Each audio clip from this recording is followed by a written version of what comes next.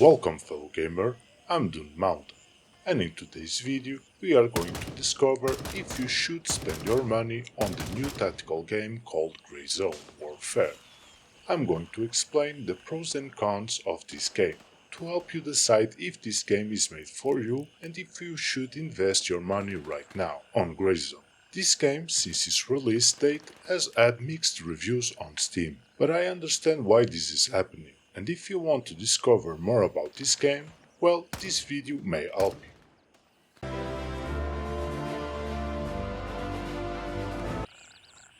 Grayzone Warfare is a realistic tactical shooter that was released on the 30th of April of 2024. This game is still on a pre-alpha state, and this bit of information is going to be really important later on. Grayzone is priced at $34.99 and €34.99 on Steam. Grayzone is a tactical loot shooter a lot like Escape from Tarkov. This game has a PVPVE game mode, but also a PvE game mode that allows you to have the experience of playing the game without having to worry about other players. It was a nice addition from Badfinger. In Grayzone, you will be able to choose one of the three private military companies: Lamang Recovery Initiative, Mitra Security System, and Crescent Shield International. And you will be sent to a mysterious island where the United Nations have evacuated all civilians and put the island under quarantine. You and your company will try to uncover what happened on the island. This is basically the story of the start of the game. When you arrive for the first time, you will be sent to the headquarters of your faction. In there you have three vendors, where you can buy all that you need: weapons, attachments, ammo, meds, bandages, bulletproof vests, backpack, and more. And the same vendors will give you the missions that you will need to do for gaining XP, money, and equipment. I have to be sincere when I say that I was a little bit disappointed with the number of available weapons in this game. I was expecting to see MP5, MP7, Honey-Badger, Deagle, G36, but in reality Grayzone only has a couple of weapons, and some of them are variants of the same gun, like the AKM and its variants AKMN, AKMS, and so on. But you have to play with what you have. At least for right now, you have 9 assault weapons, 2 shotguns, 3 snipers, and 3 handguns that you have to reload manually each mag. To do that, you just have to go to your character's menu and drag the bullets that you find in your inventory into the mag. But every bullet in this game, it works like a real bullet. That said, every time that you shoot someone, you are actually shooting a virtual bullet that will be affected by the game physics and environment. You can also choose different kinds of ammo, like hollow points, to the full metal jacket, etc. It's actually very cool to see in some situations the bullets going through houses made of wood or hitting metal doors. This game has an intricate attachment system, where you can dismantle the entire weapon into pieces and assemble the gun back again with all the parts that you want to use. But not all attachments work together though. You will have to research what attachment goes with the attachment that you want to use. For facilitating this task, you have to open the weapons inspection menu, and all the attachments that you have on your stash and vendor that can be used with this weapon that you have selected will be highlighted in yellow. That unfortunately sometimes bugs and stops working. When it stops working, the solution is to sign off of the game and get back again. Grayzone also has an armor system. Simple but efficient. You will have 5 different grades of armor: the grade 2A, grade 2, grade 3A, grade 3, grade 4, and grade 3+. Of course that the lower grades are simply handgun level armor, and the higher the armor level you get, you can also stop more powerful bullets. You can also choose how many plates you want on your vest. You can choose only to have one front plate that only defends against bullets coming from the front, but also choose front and back plate. And for the best protection, you can choose front, back and side plates. Some armor vests you can simply buy at your vendor. Other vests like the endgame vests you can find outside in the world map by looting houses, killing bosses and other players. By the way, the vests are not the only armor equipment that you have at your disposal. You also have the helmets, with the same great system, but without armor plates of course. And once again, sometimes when you gear up some of your gear in the characters menu, the gear will bug. Normally, you simply change the tab on your menu and the bug disappears. Grayzone has a limited space on your inventory to carry your gear and to loot stuff in the open world. The only gear that gives you that well needed space are the vest, backpack, tactical belt, your safe lock, that by the way, everything that you put inside you will never lose, even if you die, and of course your pockets. Some gear, like your backpack and vests, can give you more inventory space than others. To check that, you only have to inspect your backpack and see the container size. But don't forget, the bigger the bag and more stuff you can carry will eventually slow you down and consume more of your stamina, and of course you will be more visible to your enemies.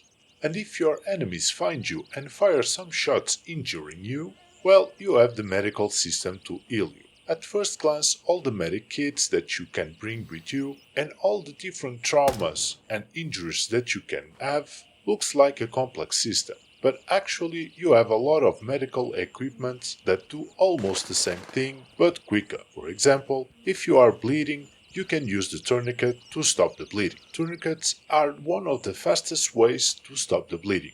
But depending on the injury, you can eventually later on have to apply bandages or even, in dire cases, apply a chirurgical kit. But if you don't have a tourniquet, you can also directly apply bandages. It will take more time to end the animation, but it also does the same job in stopping the bleeding. The same can be said about meds. Meds are used to make some symptoms like cough or dizziness status effect disappear. But if you don't have meds, a great majority of those effects will eventually disappear in a couple of minutes. For the majority of cases, having bandages and tourniquets will suffice. When you are ready and gear up, you can call an helicopter to send you on a predetermined location that you can choose, where you will start your mission. There is when I faced one of the most annoying game mechanics, the availability of the helicopter. For calling an heli, you just have to click on the predetermined places and click Call Helicopter. But if in your server everybody is using the limited amount of helis, you can find yourself for several minutes waiting and listening to the voice telling you, heli not available. The bigger problem is when you want to extract to your base, and you have to wait all this time with a bunch of loot on your back. Otherwise, the graphics on this game are just amazing. The first time that you ride out on an helicopter for your first mission is just amazing. And once on land, you will be baffled with all the details. Not only the map graphics, but also the immersive sounds of nature, like birds, frogs, crickets, that will make you believe that you are actually on a tropical island.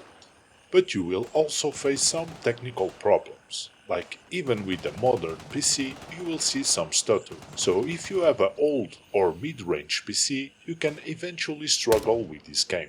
I have a RTX 4090 and at least the first 5 minutes of a game I have some stutters. But eventually after 5 minutes the stutters are less frequent. In your screen, you will not see any kind of UI. The only thing that appears all the time on your screen is the compass, and on the left upper side of your screen an image of your character that in case that you are injured, it will show in red where you were hit, and it will also show your stamina bar and breathing bar. And that's it. It's a clean window into this island that will help you concentrate on the task on hand, and you will need all the concentration that you can master, I can assure you, because between all the grass, trees and bushes, finding the enemy can sometimes be difficult, especially if you use a low zoom optic.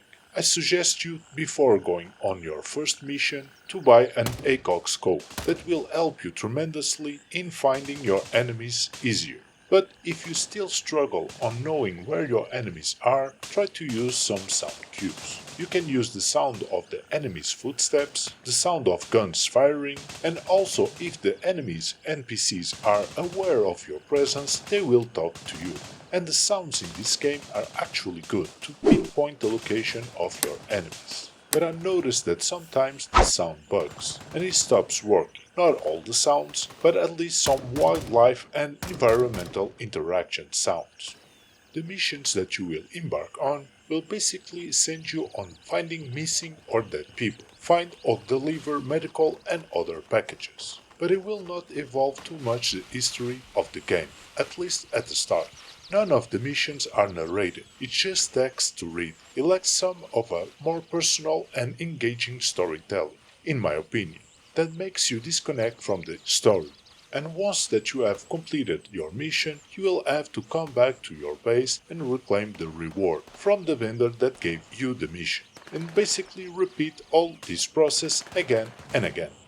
Of course, if you die on a mission or out there exploring the vast map, you will lose all your gear, making you also lose all your well-earned money to buy new gear again. But if you are quick and lucky enough, you can still find your body and loot your gear back.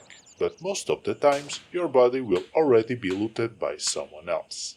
Speaking of being killed, in grayzone, if you play the PVPVE mode, you will have to be careful, not only with other players, that Madfinger decided not to add an UI system for you to be able to differentiate between friends from foes, but also with the NPCs that can one-shot you at any distance. To be sincere, I thought that the lack of UI system on friendlies would be worse. I thought that everybody would kill each other, because of not being able to differentiate friends from foes, and from the fear of losing their stuff. But so far I just died probably 1 or 2 times by friendly ants. But on the PvP side of things, I still think that they should implement some kind of UI system. And the killing potential of the NPCs, sometimes they are godlike aiming and killing machines, other times they feel like dumb rushing potatoes. I like to be competitive, and I hope that they find a way to balance the NPCs in a way that they are not overpowered but good and consistent.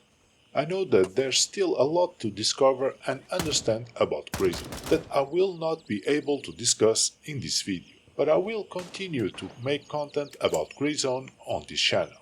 And I think that the information that I have exposed in this video is enough for you to have an understanding of what this game is all about, and helping you to decide if you should buy grayzone or not. My final thoughts are that yes, this game has a couple of bugs, and some game mechanics that can be frustrating at times. Yes, it lacks overall polishing, more guns, better storytelling, special rewards for those who adventure into the wild exploring the vast island, and it can be frustrating waiting for the alley to be available to extract you, losing your stuff, and the fact that this game is a slow-paced tactical shooter. But believe it or not, I'm addicted to grayzone, because this game, besides its beautiful graphics and immersive sound, it also gives you a full tactical gaming experience by making pondering about all the decisions that you have to make. From the gear that you will use like guns, attachments, what kind of bullets, food, drink, meds, adds a level of complexity to the game, in a sometimes easy and complex learning curve. And also the level of complexity in decision making every time that you engage in battle. Sometimes you can really feel the pressure that NPCs make, and a lot of times you will have to back out to live another day. And I really love that kind of engagement, where you have to kinda dance with the enemy, not only break in and kill everyone on your path. And especially because we already have a game that has a nice base content and more or less balanced mechanics for a pre-alpha game. And yes, don't forget, this game is not a full content game release, it's an official unfinished game on early access that still has a lot of potential to grow and space to implement new stuff. So in the end, if you have money that you don't mind wasting, well, buy this game. Like that you can make your own mind about grayzone. And after seeing this video, if you still are interested on buying grayzone but still hesitant, you have two options. Or you buy it now, and yes, the game is not finished but still fun to play, and without knowing what this game will become in the future. Or you can wait that the game comes out of early access and the game becomes a full released game. But this could still take some time. It can be months or even years until full release. Please tell me in the comment section if you have decided to play grayzone and why. Or if you are already playing it, what aspect you liked and disliked the most. And I hope that you have enjoyed this video, and if so, please consider to leave a like or dislike, that will help this channel and other players to find this video. And if you don't want to miss future content, please consider to subscribe to the channel and click the bell icon to receive notifications of future content. And I will see you on my next video, but until then, have a nice day, good gaming, Toon Mountain out.